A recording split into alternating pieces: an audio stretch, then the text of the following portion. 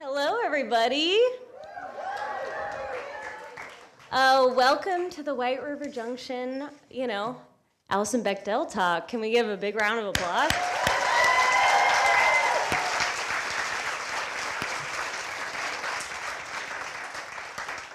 My name is Coco Fox. I'm a cartoonist who lives in town, and thank you. And I love this community so much. We all know how many awesome events have been going on for our community. And I just wanted to give a big thank you to the Pride Committee for putting this on.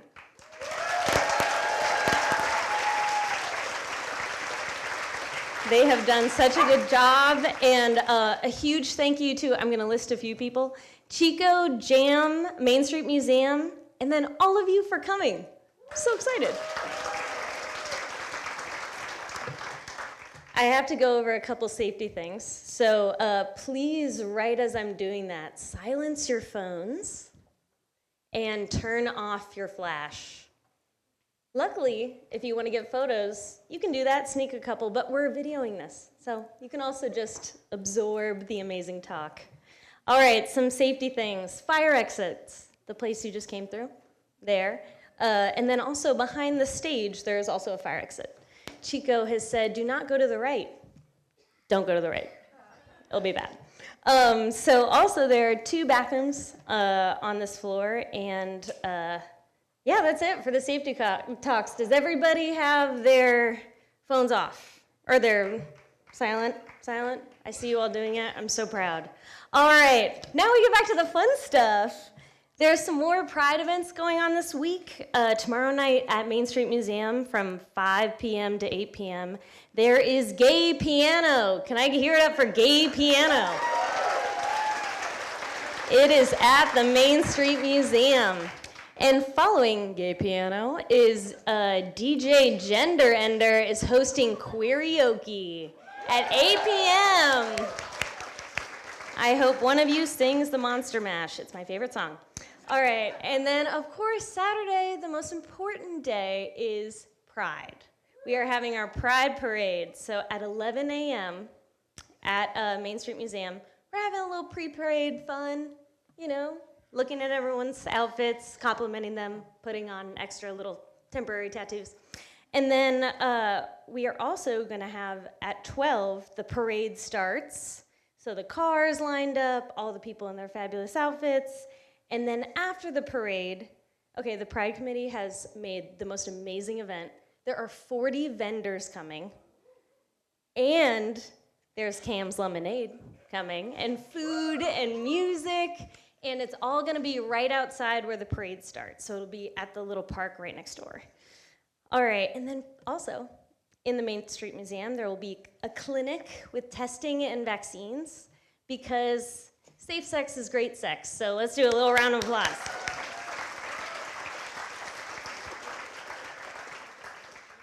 All right, how many of you have read an Alison Bechdel book? Can I get a little clap? Have any of you read Fun Home? And I was wondering, just to get us all warmed up, could we do a little call and response? Would you guys be down? I think this is a pretty good crowd that kind of might want to do it. I'm going to do a little quiz for you guys with some of the titles of Alison's books. So I'm going to ask that when I ask a question, you all answer in unison what you think it is. So what kind of home did Alison live in? I heard the Earl, but the first one. So what kind of home did Alison live in? All right, and what kind of strength did Alison get? One more time, what kind of strength? And who did Alison teach us to watch out for? Who did Alison teach us to watch out for? So we're gonna number 1, what kind of home is it? What kind of strength is it? What kind of people to watch out for? Number 1. Number 2. Number 3. That's what I like to hear. Welcome to the stage, incredible cartoonist and author, Alison Bechdel.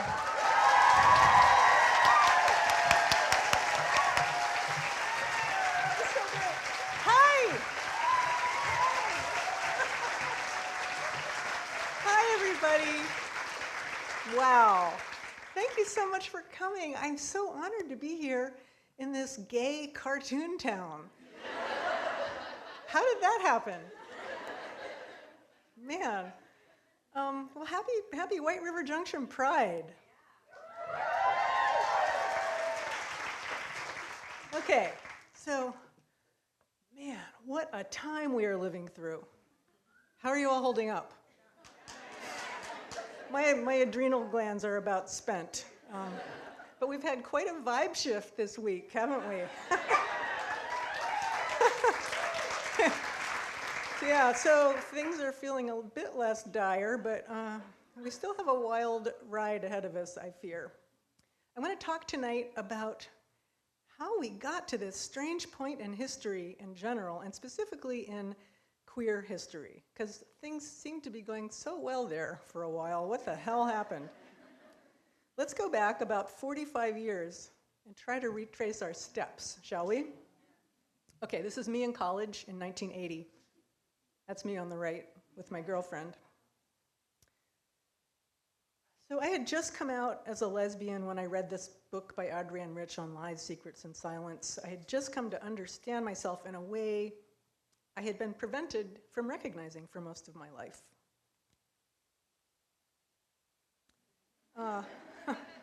So this very moving description by Adrienne Rich of the way lesbians were historically rendered invisible became a very animating force for me. And a year or two after graduating from college, I started drawing these cartoons.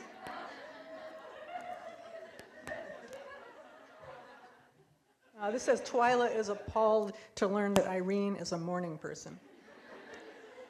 And there was a statement about visibility built right into the title, watch out for, which I wish I could say was calculated, but it wasn't. It just struck me as funny at the time. And honestly, my main motive at this point in my life was just to have fun. But also, I didn't see people like me or my friends reflected anywhere in the culture. We were literally undepicted, omitted from the record, as Adrienne Rich put it. So I just started creating that depiction, that reflection, myself.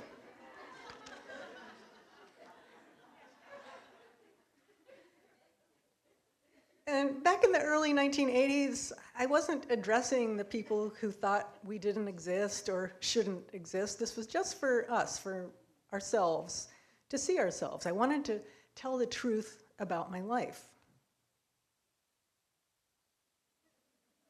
Though I did believe deep down that if people could just see us, how could they help but love us? So these early cartoons weren't political in any way, but back then, just getting out of bed in the morning as an out lesbian was kind of a political act. Even a radical act. So showing these scenes of lesbians just living their everyday lives was a kind of out there thing to do, and certainly not a promising career path. In the beginning, I didn't even know it could be a career. I was just doing this for fun, for free.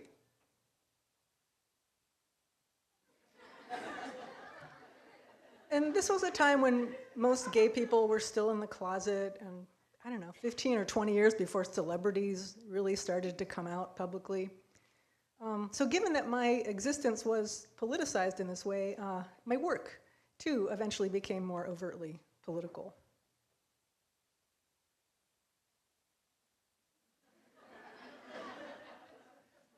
I was starting to see connections between things.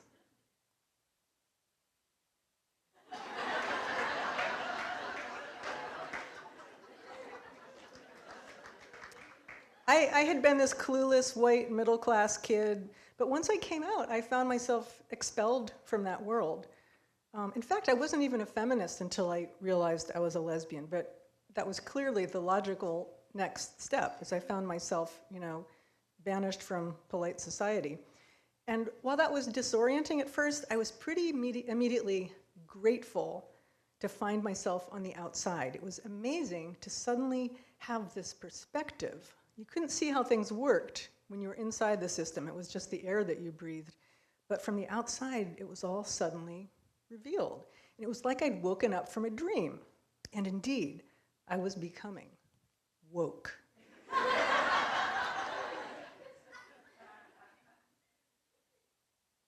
The very powerful way that word has been misappropriated of late is just evidence of how very deeply threatening it is to the powers that be when you see what they're doing. I was starting to understand the way oppression works. In particular, I began to see all the myriad self-defense mechanisms involved. That the people who wanted to conserve the system, to keep things the way they were, seemed to be employing one defense mechanism after another. All these things that you learn in Psych 101. Denial, repression, rationalization, scapegoating, projection. That's always a favorite. And what they all have in common is that they're ways of lying. They're ways of, telling lies about what's really going on. But with my newfound woke X-ray vision, I was able to see right through those lies, even through the fundamental lie that America didn't lie, that America cared about truth. But having X-ray vision had a downside.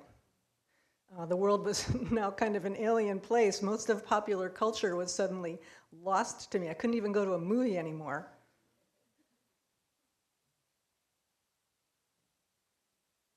This is the origin, of course, of the infamous Bechdel test, which somehow came out of this comic strip I did in 1985. But to make up for not being able to go see a movie, I suddenly had this very rewarding sense of mission. I felt like maybe I was doing something that could change things a little bit. And looking back, I think it did. I was part of this huge movement of people fighting for visibility and legislative change, and the right to exist openly is who we are. And now, 4 or 5 decades later, there's way more representation of LGBTQ people in the culture. And for the moment, at least, we have more rights than we used to, but we'll get to that later. So there's been a lot of progress since the 1980s, but some things haven't changed at all. This still needs to happen. And here's the next panel of this comic strip that I wrote way back in 1988. Almost 40 years ago. Obviously not much progress on this front either. Here's another panel from that same time, back when we actually had a chance to stop global warming. And we might officially be living in a Protestant police state soon if Trump wins this election and the Christian nationalists take over. Okay, let's just take a breath and pace ourselves. Okay.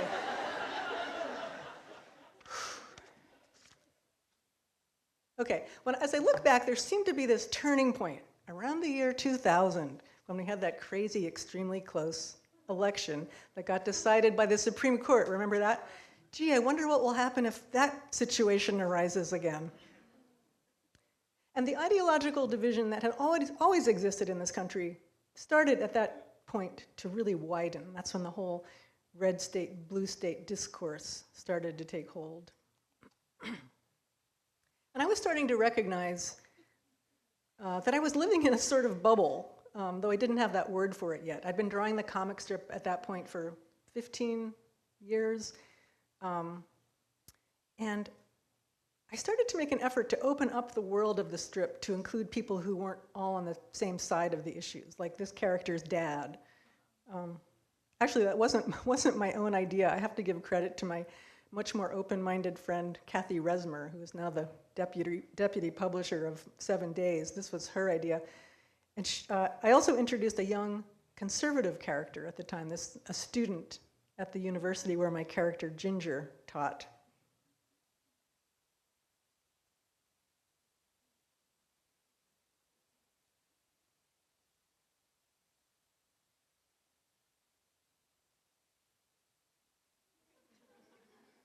I was recently reminded of this episode when the governor of Florida took over a small progressive college with a plan to reconquer it and turn it into a conservative school, because he actually did this. He fired the president, then hired some businessman to replace her and paid him twice as much as she'd been getting. Yeah. Anyhow, this character, Cynthia, would eventually come out as a lesbian, which was more complicated for her in some ways than for her more liberal peers.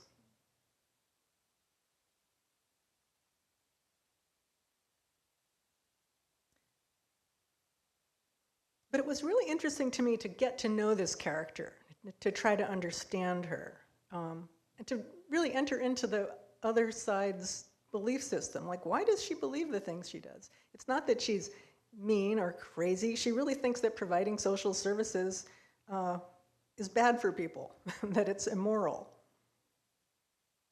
And on the topic of morality, one thing you would hear on the left at this time was that we were letting the right cast us as this bunch of decadent, depraved Satan worshipers or something. And the feeling was that if we could only demonstrate that we were, in fact, deeply motivated by ethical and even spiritual principles, we could win them over.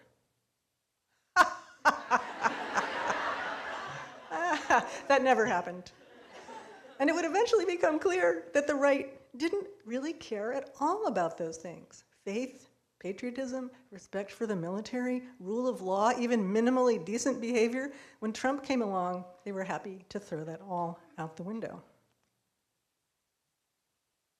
Another thing my comic strip tried to track with was the way the LGBTQ movement itself was growing more conservative.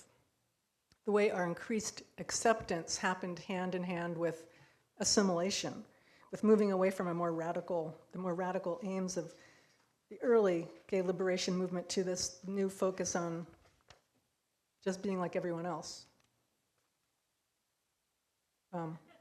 My character, Mo, was always arguing against assimilation, even as she acknowledged that it's complicated.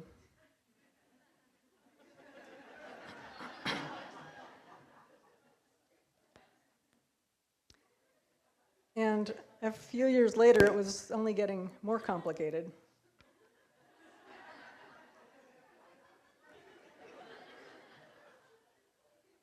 But for the most part, things seemed to be headed in a positive direction. When I stopped drawing Dykes to Watch Out For in 2008, the Bush administration was on its way out. We were on the verge of Obama's election. It seemed like a good stopping point. And I felt a sense of relief and hope for the future, which I now see was profoundly mistaken and naive. But at the time, I had other things going on. I had recently published this book, Fun Home, a memoir about my father, which was unexpectedly successful, and I started getting pulled in a lot of new directions. I just didn't have the ability to keep the comic strip going anymore. It was like a totally full-time job. So I want to talk about this book, about Fun Home, for a little bit, because telling this story from my family was something I had wanted to do for a long time, but it felt impossible for various reasons. It centers on this strange series of events that befell me when I came out to my parents during my junior year of college. My family never talked about anything remotely personal or intimate, which is why I was writing this to them in a letter instead of telling them in person. But I'd had this profound realization about myself, which seemed to change everything, and I felt like I needed to tell my parents about it. Plus, it seemed like this would be a way of separating from them at last, of kind of declaring my independence. It didn't exactly work out that way. Here I am on the phone with my mom after she got the letter. I had not separated from my parents at all, but had gotten sort of even more enmeshed with them by inadvertently stumbling onto the secret that they'd been maintaining for my whole life. And a month after that, I was home for spring break, and I had this one very brief conversation with my father about all of this. And a couple months after that, he was dead. My mother felt pretty sure that his death had been deliberate, that he'd stepped in front of that truck. She had recently asked him for a divorce, And of course, I felt completely responsible for having set all of this in motion. It was a lot to sort out. And over the years, I did a lot of that work on my own and in therapy, but I also felt for a long time like I really needed to write this story. I really needed to tell it publicly, because otherwise it was like I was continuing to keep this family secret, both the secret about my dad's sexuality and the secret that he'd killed himself. And that just felt really wrong to me, especially when it was so clear to me that these things were connected, that my father's suicide was the direct result of sexual shame and secrecy. In fact, I'd had a very hard time accessing my grief for my father, and that too seemed connected to the secrecy and the lies. How could you mourn someone properly when no one was acknowledging who they really were or how they died? So I had this strong sense that telling the truth about my dad would also help me to resolve my own stalled grief. Another thing I learned when I became woke in my youth was that the personal is political, that our private struggles are very often the result of larger societal forces, which is another truth that the system would rather we not see. The system would rather that people all feel like everything is their own damn fault. Poverty, illness, addiction, it's all you. So this was quite a life-saving idea for me, a way to make sense of what had felt like a senseless private tragedy. My father's suicide, his closeted double life. I started to understand that these were the result of attitudes and laws that pathologized and criminalized certain kinds of sexuality. So in the book, I was able to put my dad in historical context and to explore what it meant that he and I had grown up on opposite sides of that watershed moment of the Stonewall riots in 1969. Telling this story was a way of telling the truth on a personal level, exploring the pain and dysfunction of my father's, that my father's death had caused in my family, but also a look at the bigger systemic picture of how gay people had been forced to stay hidden and the real toll it took on people's lives.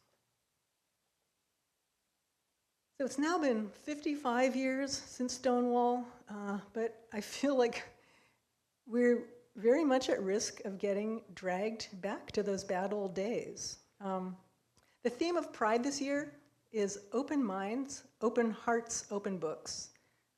Thank you, White River Junction Pride. This is so great. This is because of what happened here in January when Emoji and Katniss were doing Vermont Drag Story Hour here in town and a bomb threat got called in. So we're kind of turning that around and celebrating the importance of reading and books and openness. And, you know, I'd been hearing for some time about Proud Boys and other right-wing extremists shutting down drag story hours in different places around the country, which was scary and upsetting, but when it happened here in Vermont, that was really super disturbing. So I just want to talk a little bit about what is going on. Along with this wave of threats to drag story hours all over the country, there's also been this wave of book challenges and bans and censorship, and my book, Fun Home, has been a frequent target of them. Fun Home, which is a memoir about my real life, has been called obscene by people trying to keep it out of high school libraries, like this guy at a school board meeting in North Kansas City. His assistant here is helpfully holding up these 2 pages from Fun Home, blown up like 4 times. And in case you can't make out what's happening, here it is. It's a scene in the book about the first time I had sex in college. Crazy. All these people at the school board meeting. Okay, It reminds me of a cartoon I did a really long time ago called Lesbophobias. It was a catalog of fears that are specific to lesbians, like, for example, taffetaphobia.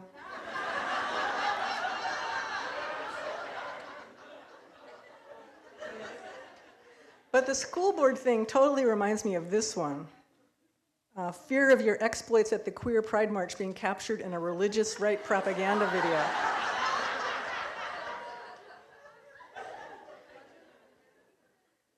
God. So it's nuts. And actually, the only reason this particular school board ban came to my attention out of the many that are happening across the country is because not long after this meeting, this guy was arrested on 3 counts of child molestation. Now, I don't mean to suggest that all of these people are child molesters, even though that's what they claim about the brave teachers and librarians who dare to make challenged books available to kids, calling them groomers, and they're projecting, as usual. They're the ones who are a danger to children for many reasons, especially this latest heinous update from the book banning front. I just heard about this. In Florida, PEN America, the free speech organization, has brought a lawsuit against a school board in Florida that took a whole bunch of books off its shelves at the kids' library in response to conservative complaints, including the brilliant And Tango Makes Three. You know this book. It's about the 2 male penguins who raise a chick together. It's a true story. I mean, what a great kids' book. But it really steams these people. Okay, sorry. Okay, I'm trying to eliminate the phrase "these people" from my speech because that doesn't help. Let's all try and be civil. Okay. In any case, now that school board, that conservative school board, is trying to tank the case by insisting that a 7-year-old give testimony in court. The kid's mom joined the case because she wanted her child to have access to all the books in the library. But the school board is saying, quote, what a parent thinks their child wants to read and is interested in, and what the child actually wants to read and is interested in may be different. Which is, it's kind of interesting. You know, I actually agree with that. But it's the polar opposite of their actual position, which is this. You can get this t-shirt on the Moms for Liberty website. They're one of the big forces driving these book bans. So their real position seems to be that as long as they're the ones in power, they're very eager to co-parent your children. And how much, honestly, do they care about children at all if they're trying to put a 7-year-old in the witness box so they can be grilled about And Tango Makes Three? Okay. So one of the things I started to learn when I came out way back in 1980 was our history. I learned that there had been a great flowering of queer culture in Weimar, Berlin, between the world wars.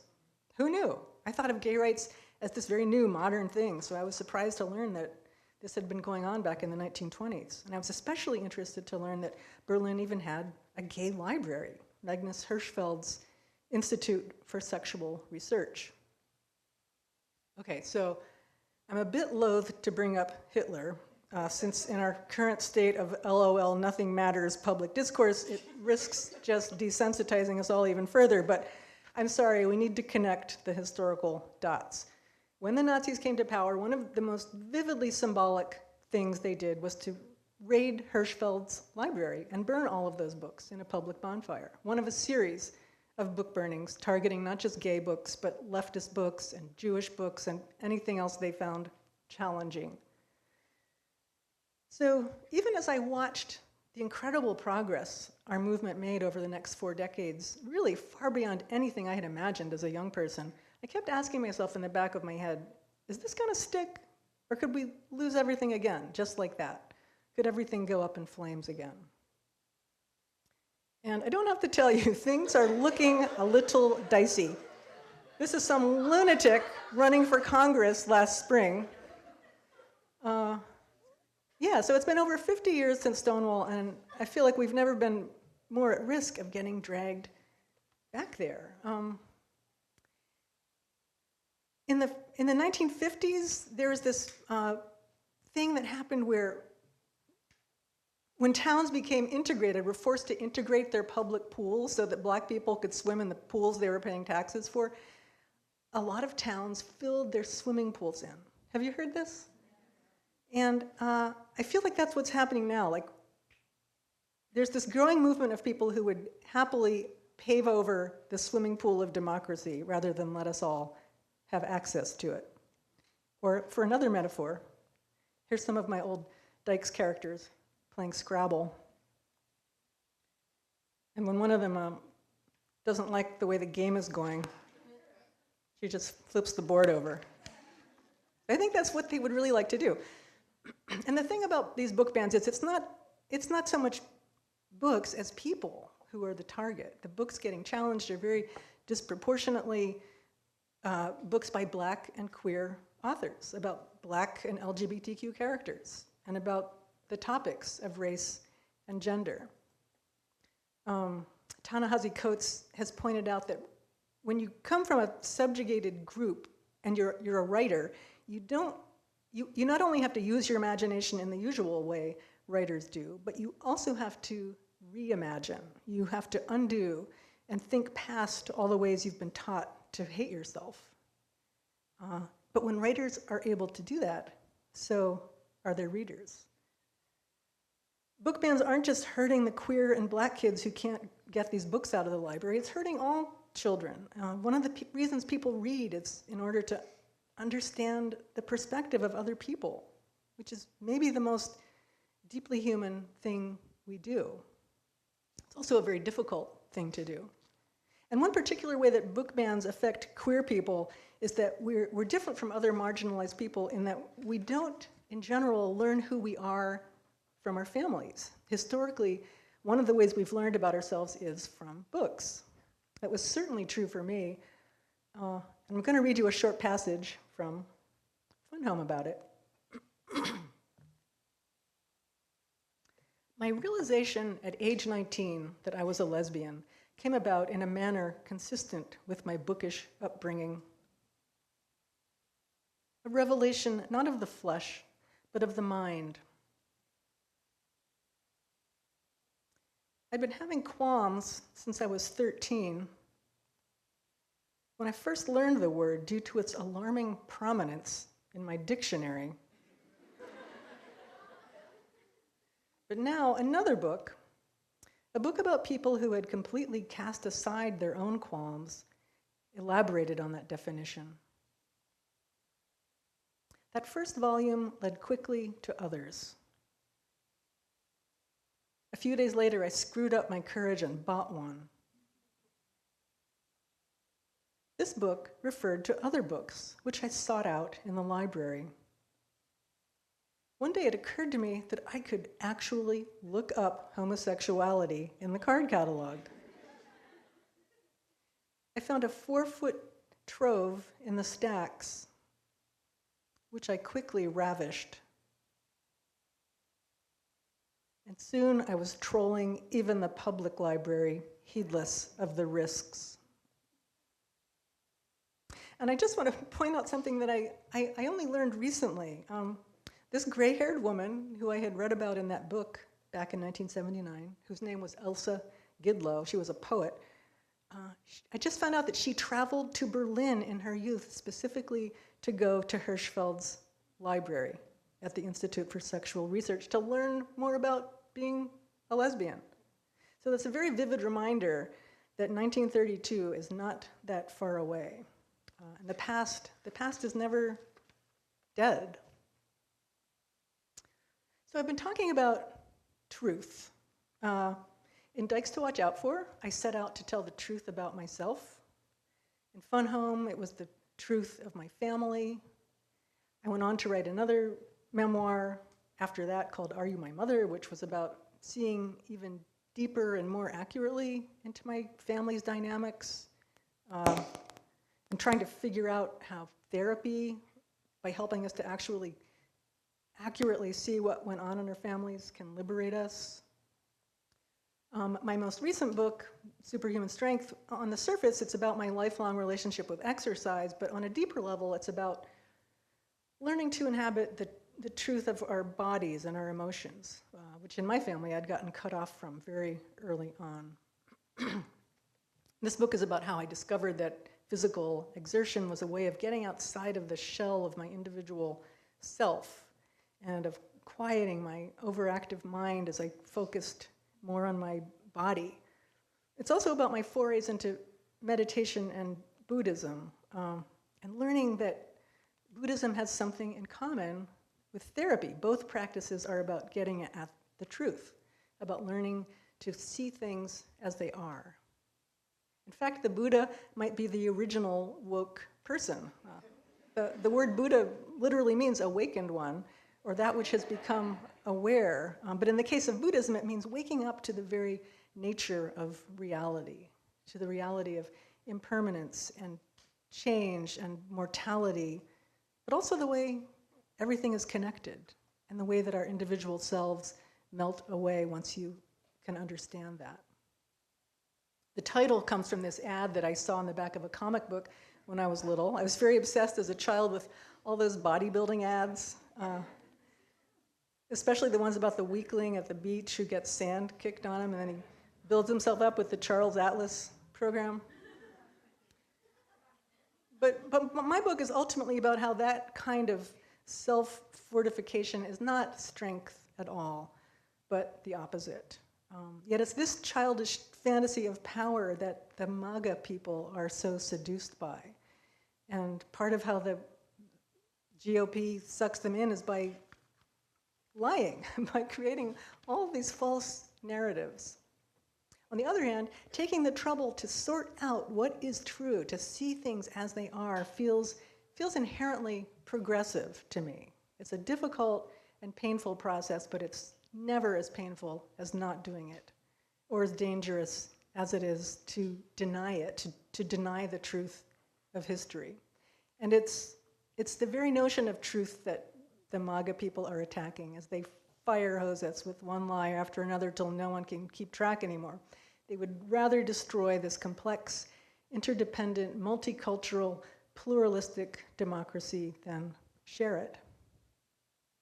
So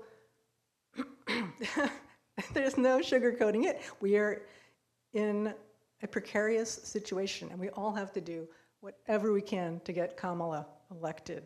I know, I know you all know this. I know we all understand this, and I'm sure you're on the job. We got to give money, we got to volunteer.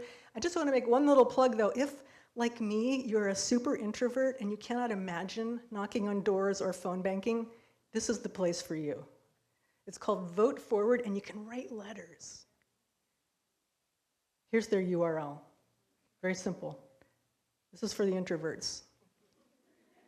Okay, so before I wrap up, I'm going to desperately try to lighten the mood a bit by giving you a little sneak peek of what I'm working on right now.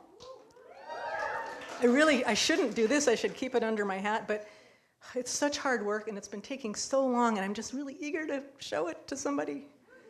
So this is what I've been up to. I should say what we've been up to, because my partner Holly has very gamely been working alongside me to color it. Our house has turned into this cartoon factory. We have this great, beautiful, big dining room table that is covered with drawing stuff, and we eat on a little card table next to it.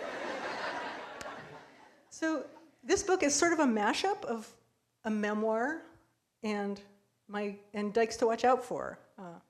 But it's a fictional memoir. It's about a cartoonist named Alison Bechdel who lives on a pygmy goat sanctuary with her partner Holly. But in real life, we don't live on a pygmy goat sanctuary. We don't even have one pygmy goat. I'm just making this all up, which is actually great fun after all these years spent trying to tell the truth about my life. So I had to invent all these goats. In the book, Alison became well known for writing a memoir, not about her father, the funeral director, but about her father, the taxidermist, which got turned not into a Broadway musical, but into a prestige TV series.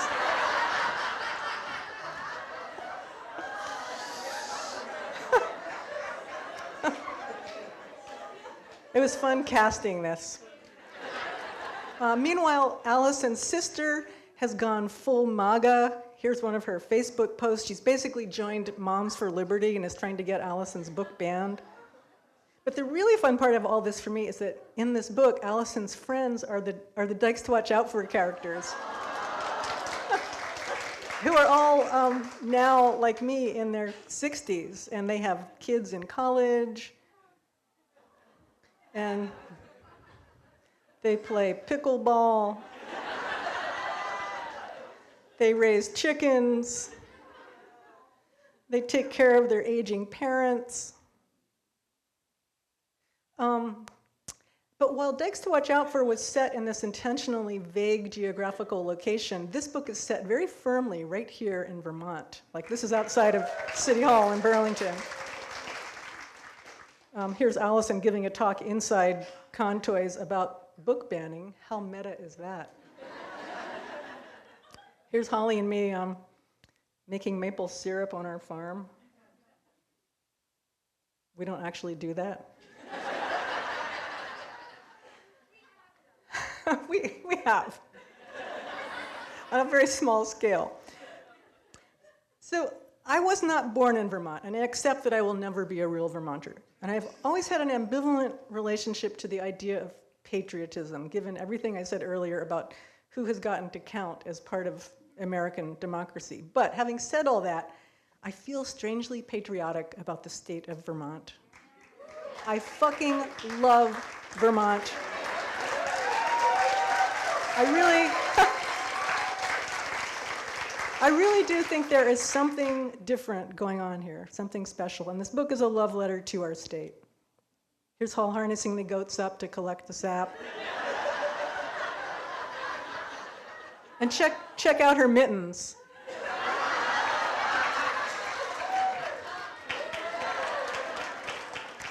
We go skiing at Bolton.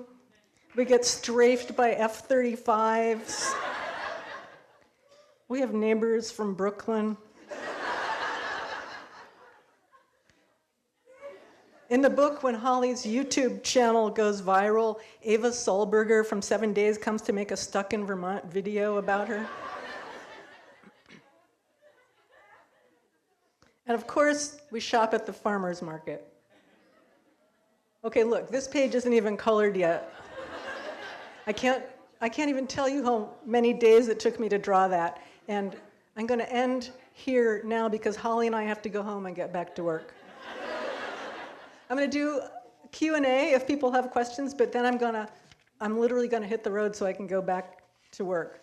I don't have time to do a proper book signing. I apologize for that, but I did sign all these books, so they all have my name in it. But I can't stay to. So, thank you. So, how are we going to do this? Should we turn the lights up a little bit, and do we have a mic or something for people? There's a mic sitting here. We didn't really discuss this, sorry. Oh, great. Anybody have a question? Yes.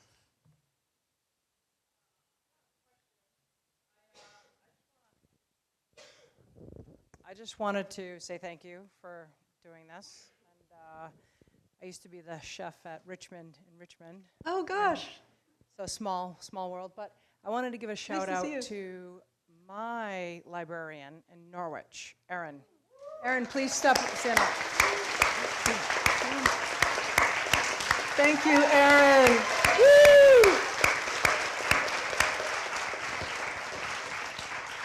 She's always has books for my children and supports our community and fights for it and stands up for it and is an example of what we need more. Yeah.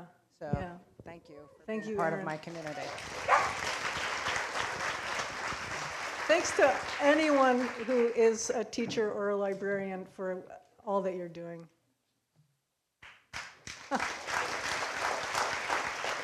Yes, back there. I don't know how we're going to get a mic to you. Maybe you can just shout. Oh. Who's got it? Thank you. I was wondering, because you mentioned how kind of just waking up as an open lesbian back in the beginning of your career was a political act. I was wondering if you intentionally or were aware of the political act of just kind of writing a slice of life story about our queer elders. As a queer person in my 20s, I don't have many queer elders to look up to in my own day-to-day community. So to get to see someone talking to their friends, talking about their elderly parents and all that, were you aware of really what that message is going to send to the next generation. When I was starting out in my 20s, I didn't even see older people, honestly. I was just writing about me and my friends. It's very funny how that shifts as you go through life. Like, old people are invisible to you until you become one of them, and you suddenly realize, like, who are all these young people? Where did they come from? So I started out by just writing about my friends, and over time, as I got older and had a more, complicated, varied life, more layers of characters came into it. And then as I got older, I was able to write about my own parents. And that's always, I think, a kind of rite of passage for all of us, the moment when we realize our parents are people, which happens like when you're in your 40s. So that's my answer to that. But I hope you can find some community that helps you. Yes, right here.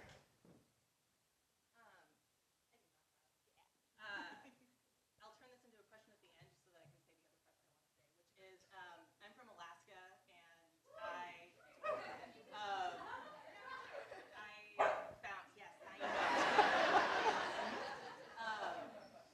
And I just remember reading Dykes to Watch Out For in my extremely conservative home, and out in Dutch Harbor, Alaska, in the middle of the Aleutian chain. Nausicaa, you are working right now. Thank you. That's a great name. Yeah. And I just appreciate you so much. And Thank you. thank you. And also, if you were given the opportunity to ride a trained moose, would you? Yeah. Yeah, that would be fun. Do you have one? No, I just wanted to make a question at the end. It's a good question. Did you ride moose in Alaska? No, I did ride semi-feral horses and broke my ankle that way, but it was fine. Okay. Coco, that person up there. Oh, hello. I just wanted to also say my mother's a librarian, so shout out to my librarian as well, who I really should have mentioned this was happening to, but I forgot. I also just wanted to say I have yet to read any of your work. I'm very excited to go home and do so. But I did listen to the song Ring of Keys from the Broadway musical on repeat when I was in high school. And I think it helped me get where I am. So I just wanted to say, Oh, that's so cool. that, yeah, in all of the little ripple kind of ways that your work has had a really great effect. And it's very fantastic. Thank you so much. Thank you.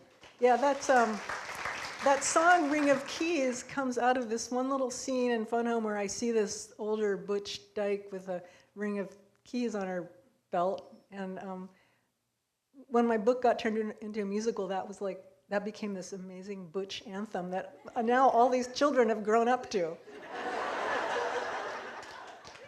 It's crazy. Over here, some people.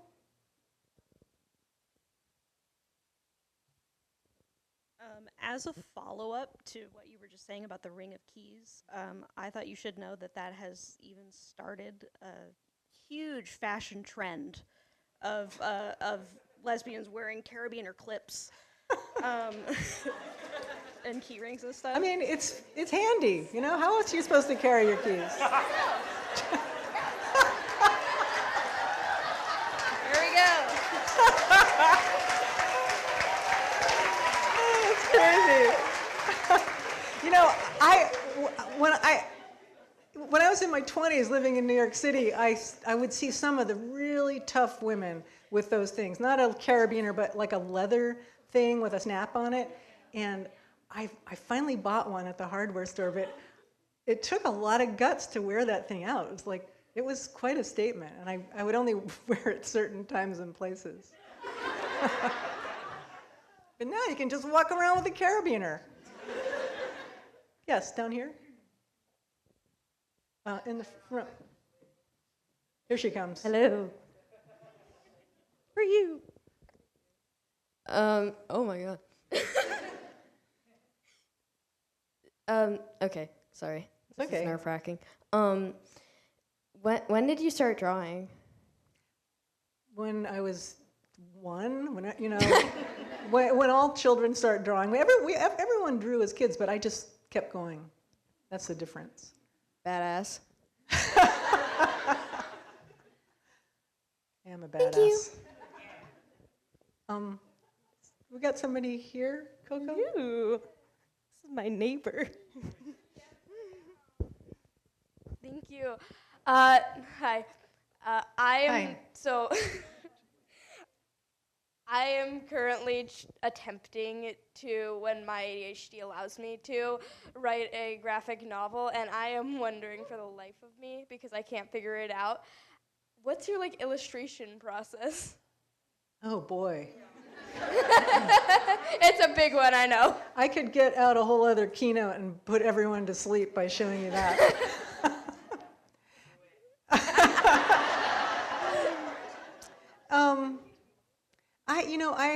As a cartoonist, I'm kind of, as you might have noticed, word heavy. Like I do a lot of writing, and there's a lot of words, a lot of ideas and stuff in my work, and I've got to write that out first. And I do it using Adobe Illustrator, which is a drawing program, but you can type in it and write words. So I map out my page with the panels and the narration and the word balloons. I don't do the drawing, but I visualize the page and put the text in. And once I have that finalized, I print it out and start doing my drawing. That's a very short answer to what I do. But I love that technique because you can revise endlessly, and I do, and that's sort of its own pitfall, but it gives you a lot of freedom. And you're not always like crumpling up paper and starting fresh. It's okay, I can just delete the file. Yeah, yeah. Coco, you pick. Where are you? Somebody behind you. I just had to mention it. There are a lot of really cool drawings going on in everybody's notes. Oh yeah, Can I see you- all these students with their notebooks. I mean, like cartoonists at the wazoo. So if you want to tag White River Junction Pride, then we can all see it. Okay. I'm going to look at some. I'm going to the top. Coco has a book coming out soon, everyone.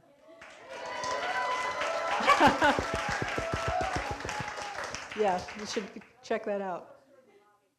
So on the topic of Fun Home, that was one of the first Broadway musicals that I ever saw. I didn't get to see it in person, but I saw clips of it online. And I just wondered, out of all of it, what was your favorite song that they created for the musical? I get asked that, and I don't really know. All those songs were so captivating, and it was so weirdly personal to see my family turned into this spectacle, this beautiful, these songs were so powerful to me. I can't pick a favorite. It's the whole tapestry of them that was so incredible, and I love the way they all work together.